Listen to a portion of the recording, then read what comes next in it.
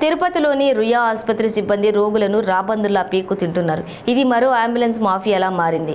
రోగుల వద్ద గానీ వారి సహాయకుల వద్ద గానీ లంచాలు తీసుకుంటున్నారు. వీరు ఎంత డబ్బులు అడిగితే అంత డబ్బు ఇవ్వాల్సిందే. అలా ఇవ్వకపోతే తిట్ల దండకం మొదలవుతుంది.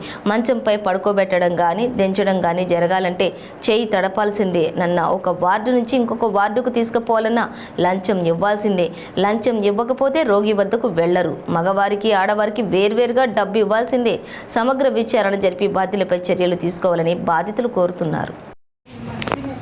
నమస్తే అండి, నా పేరు నాగరత్న. నేను రుయా ఆసుపత్రిలో ఎమరైట్స్ అనే సమస్య మీద ఆపరేషన్ చేయించుకోవడానికి వచ్చాను.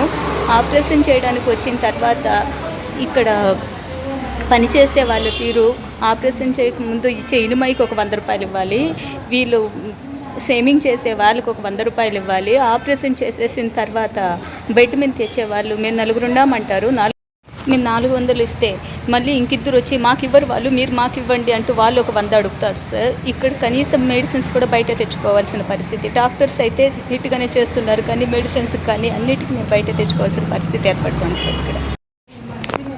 నమస్తే అండి, నా పేరు నాగరత్న. నేను రుయా ఆసుపత్రిలో ఎమరైట్స్ అనే సమస్య మీద ఆపరేషన్ చేయించుకోవడానికి వచ్చాను.